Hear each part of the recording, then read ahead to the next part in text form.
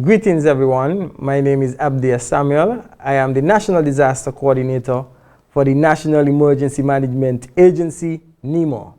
Today with me under our new show called From Under the Umbrella, I have Dr. Eric Brown from the Department of Environment within the Ministry of Environment. Thank you, Mr. Brown, for joining us today. Thank you very much. It's a pleasure being here. All right, thank you. I'm glad that you're rendering your services to your country. Mr. Brown, we would have had a video that would have gone viral. And we know that your area of expertise is that in forestry.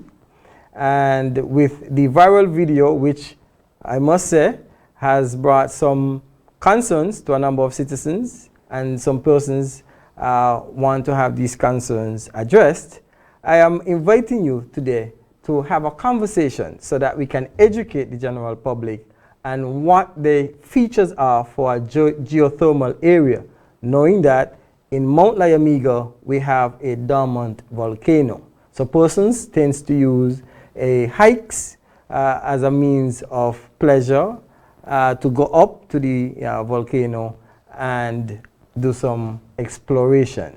Now, tell us what will be safe to do. Tell us, Mr. Brown, what we experienced with this viral video at our volcano.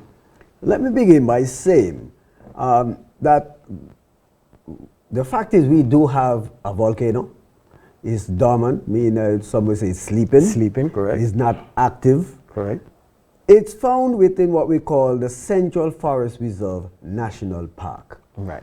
It's an essential mountain range that is essential, is declared protected so as to protect the biodiversity, protect the flora, the fauna. A lot of our natural native species are found inside there. It's also the main source for our drinking water. Correct. Whether from springs or from wells, that mountain range is there to provide us with that service. So it's quite essential that we maintain it as natural as possible. It's an area, I must say, beautiful for persons to go and enjoy. Notice I said enjoy, because right now there's a frenzy, a fear. But I recognize that fear as the lack of knowledge by our people, especially the younger generations who do not do as much exploring. Correct. And as they go, or even though that do exploring, they're not mindful of what really is around them. So when they see videos like this of a boiling pool, it's quite dramatic. Correct. Coupled with that is what is happening in St. Vincent. That have everybody all fidgety, up in arms, you know. You took the question right over. So you have persons all excited right now. Yes. But I like to tell persons, you are in no more danger today than we were yesterday or last week when it comes to the volcano. Or even year 4. Or even year 4. Correct. Or I will go as far as to tell you, that pool that persons see in the video, that has been there and it's older than any one of us here. You have some history you could share with us, Mr. Brown? You see, I cannot give you exact date, but the last eruptions that we have is evident by the rock flow, the lava flow that is evident if you go down to Black Rocks. Okay. And if you go from Black Rocks and you walk all the way up to the mountainside, you're going to see all these rocks along the surface. That is the evidence of the last flow. And we're talking about not decades ago, centuries ago. Centuries ago. Centuries ago. Yes. From since then, our volcano has been dormant. Correct. And there has not been any activities since to give any signal to say that there is some volcanic activity that's happening. What we are seeing there is not connected to the core. Correct. It is what we call fumaroles. Correct. What is happening there? So tell us, Mr. Brown, a little bit about the fumaroles so that person could understand. They heard the word fumaroles. And what are fumaroles? Okay. A fumarole is an area associated with a volcano where you have activity where heat, is in an area and it causes a liquid area or for moist area to show either steam coming up or you're going to see it boiling as you see there. What happened is this. The only thing that is coming from down below is heat. Heat. There's no lava, no magma, no material that is coming up. Correct. Heat is being transferred from down below, and you know heat goes from travels through material. Correct. Right? So materials are conductors. So what you have is that these rocks that are down below, they are heated. Heated. Right. So what you find is that on top of the rock, you have all this material, mud. You have sulfur. You have all even the debris from the last eruption on top there. Right. Organic material from the trees, the vegetation that is around. Correct. All this mush there together. So what you find when the rain falls and it soaks into the soil, yes, you then get this mud that is formed. This mud is sitting on the rock. So the heated rock acts as a hot plate. Hot plate. Right? Right. As a hot plate, and whatever is sitting on it gets heated.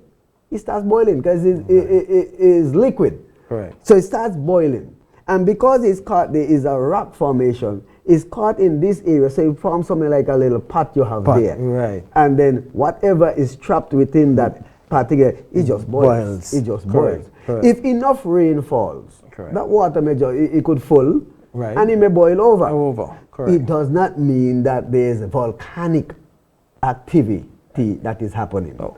No, Mr. Brown, is important. I want to interject because this notion of this ring of fire around the world where all the volcanoes are connected, so if one is erupting here, it means it's going to send a chain reaction. The reality is, what triggers, what are the indicators that we will get to know whether a volcanic activity is imminent or not? Okay, from studies have shown the volcano tends to, obviously when it comes alive or when it wakes up, it tends to give you sign. Correct. Just like when a person wakes up from sleep. If you personally lying on a bed and all is quiet, you're going to hear them moving. Right. So you're going to feel tremors. Correct. You know, because this material is material moving under pressure when there's an eruption. So it's moving material above. So of course you're going to get that shaking, that tremor. Correct. You're going to come with noise. So you're going to hear the rumbling. Correct. Now, persons, time and time again, we get some tremors. Right. But if you notice, whenever they give you a tremor, that they would pinpoint the epicenter. Correct. In the sea. In the sea. The reason for that is because what you're having is what you call plate tectonics. The Tectonic. plates that we are on are moving. moving. The heating and the cooling of the Earth's surface cause these plates to move. Some move over the other, some go under. And when that happens, it's friction. Correct. So you get those tremors happening. Yes. Not with the volcano. With the volcano, you're going to know it's the volcano. You're going to hear the noise coming from the volcano. Yes. Right? You're going to feel the movement coming from there. And the volcanoes in the Caribbean, including ours, are being monitored. Correct. And we have this seismic center that is down there in Barbados. They are monitoring everybody. Yes. So they know what is happening. They can pinpoint, hey, think it's something happening up by you. Yes. They would even know before, they might even know even before us based on what their readings are showing.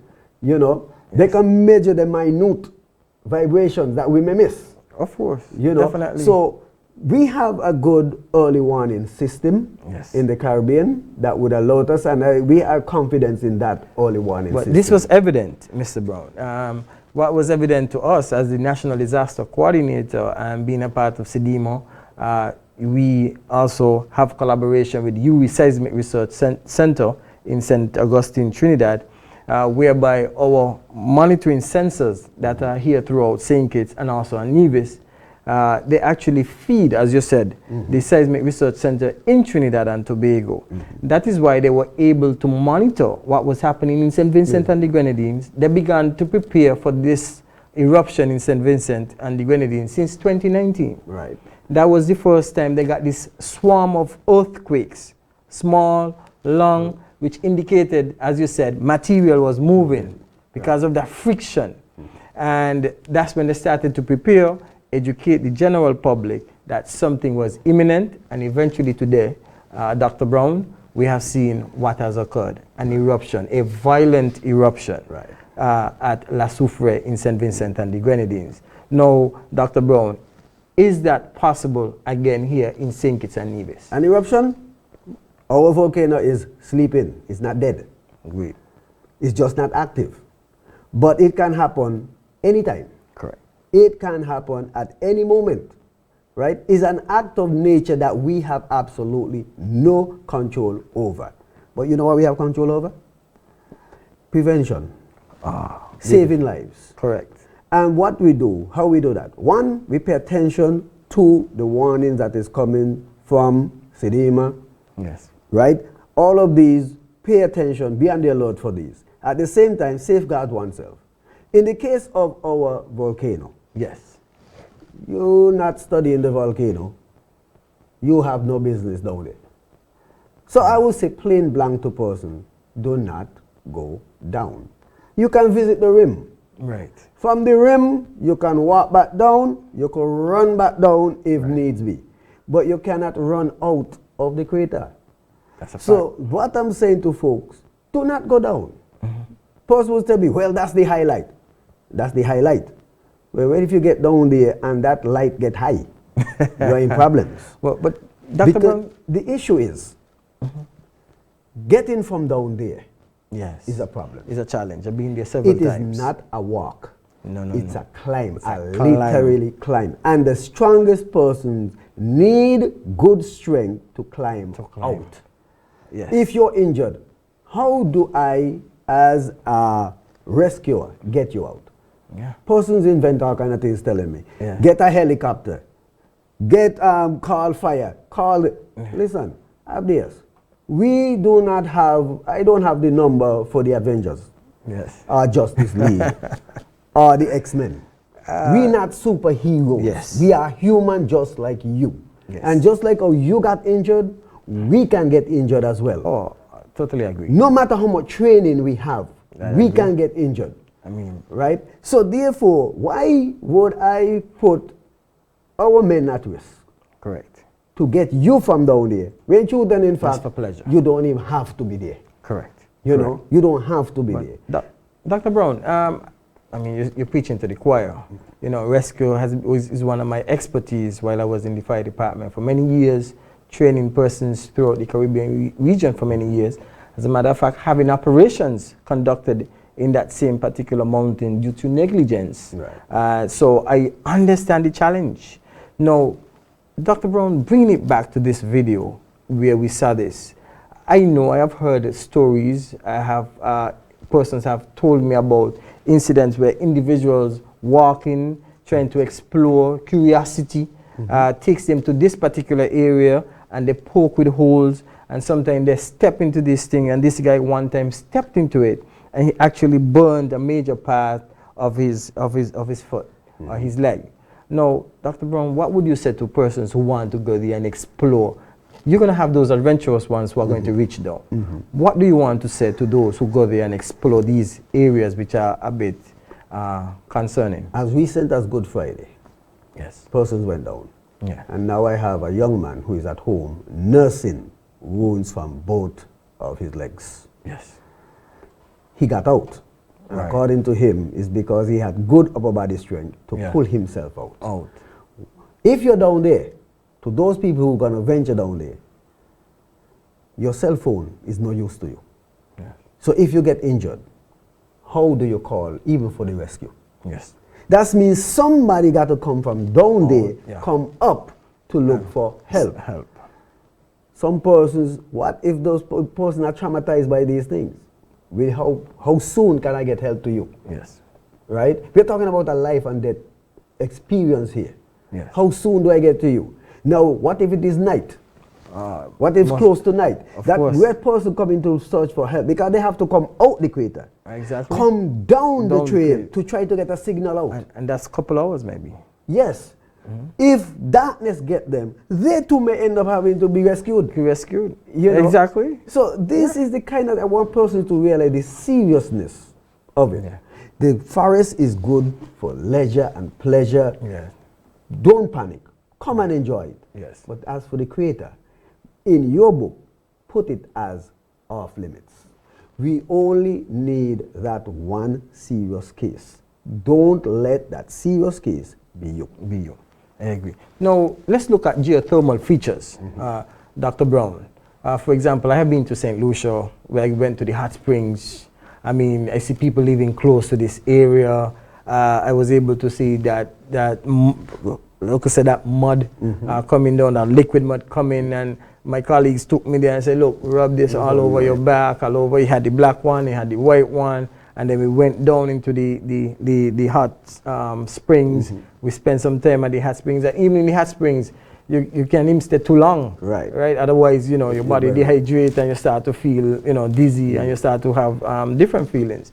No, Dr. Brown, was these features what was observed in this video anything out of the ordinary for geothermal areas? Not at all. Correct. It's quite natural. Those are features that are normally associated with any volcano that is dormant or active. These are natural features. Correct. Persons would tell you, I've heard the stories. Oh, they go up and they push down a stick to see how far down it is. First of all, don't put nothing inside there. Exactly. The thing is bubbling up. Correct. Right? Why are you pushing in? Exactly. And these things. Trying to see how deep it is and those kind of things. Why? Why? You know? These things are nature. Leave it alone. Persons go up and they put on the mud and they say therapeutic. Well, that's one far place and some dangerous place for you to go for a spa. Yes. You know? Because a spa may turn into a spark. Right. You don't want to be there when that happens. Okay. Persons got to be mindful. Mindful. No, I agree. It's a volcano. Correct. And it will do everything that a volcano does. Correct. Including erupt. Correct. An eruption could be silent. Of course. Or it could be violent. Which one? You don't know. We never know. You never know. I agree. We have this one. We even have Navy Peak. Correct. Navy Peak is a dome, not a crater. Right. Now, Navy Peak is to erupt. That is even considered to even be more dangerous than the crater. Because a crater could sort of contain. Right? Based on the type of eruption, it could contain to some extent. Whereas Navy Peak is going to blow it up. Yes. You know. So therefore, let us just be mindful. We have a volcano. Treat it as such. And Dr. Brown, I'm happy that you brought that, because I was having a conversation with my colleagues at Nevis and also my colleagues here. And do you know that if Nevis Peak has to erupt, as you said, because it's a dome, then, Dr. Brown, it means that we have to evacuate the entire of Nevis. There is no safe haven for Nevis. If you have time. If you have time. We are hopeful that our sensors will give us enough. Our early warning system will work and remember, give us some time to move. The early warning may come. Yes. But how soon after the warning? We can move, right? How early is early? But don't get frightened. Don't get scared. No, what we want to do is prepare you. Right. Our national disaster plan speaks to preparing you under the comprehensive disaster management strategy. So therefore, we're going to continue with the education of our general public so that we can be prepared. But it's a critical thing, Dr. Brown, for us to be prepared. Right. But we have to prevent ourselves from simple as leisure activities and things for fun that can lead us to have challenges in our lives. As you said, the gentleman has his 2 legs basically burnt. To what extent, we don't even know as yet. But other persons may not be that as fortunate as he is.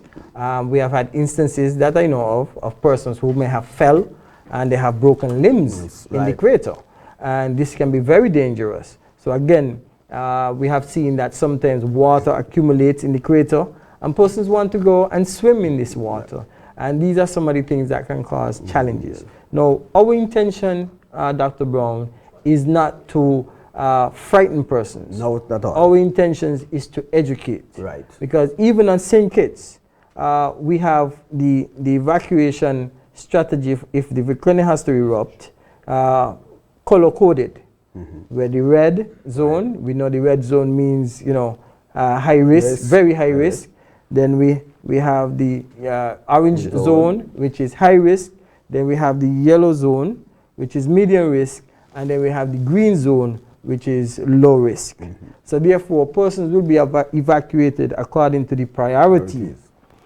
On Nevis, we only have 2 zones. That's the red zone and the orange zone. You know what I mean? I'm surprised you even have an orange zone. for the size of Nevis. Right, for the size of Nevis. So we have to, evacuate the entire Nevis once we get any such indication.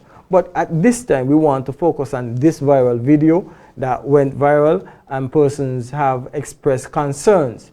And there's a bit of panic that has been gained by this particular video. There's nothing for you to panic about. If there's any threat or risk to the Federation of St. Kitts and Nevis, NEMA stands ready to advise and provide the necessary information to respond to any risk, any threat that will challenge the lives and livelihoods of our citizens, residents, and visitors in St. Kitts and Nevis. Now, Dr. Brown, how do we close this program so that persons can rest easy that those geothermal features, because, I mean, look at Nevis. When I was in Nevis working, I used to love to go to the hot springs on Nevis. And sometimes you spend 10, 15, 20 minutes soaking in the water that is full of different minerals and different, combination of things that, they say is soothing for the body. But persons sometimes want to spend an hour, 2 hours in these things which are not healthy, not for you. But it's a natural feature of our volcano. It is. It's a natural feature of our volcano. Should we get frightened because the spring, we have a spring? Should we get frightened because we have fumaroles?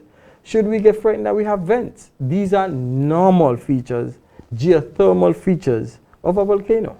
Well, having these things, right, to me, there's a plus for having them. It's a reminder of what we actually have. Correct. We have a dormant volcano, yeah, and those features is always a reminder to me so that I will not forget. Of course. And when you remember, this is what I will say. Be concerned, but don't panic. Be informed. Okay. Let us remain vigilant, continue to observe, monitor, and report any unusual activities that you think may threaten the lives and livelihoods of your fellow citizens, residents, and visitors. I want to thank Dr. Brown for the wealth of knowledge that he has brought to this engagement. And I also want to thank you for viewing, listening, and sharing with us this vital information. Thank you very much for joining us from Under the Umbrella. I am your host, Abdias Samuel, National Disaster Coordinator. See you soon. Thank you. Yeah.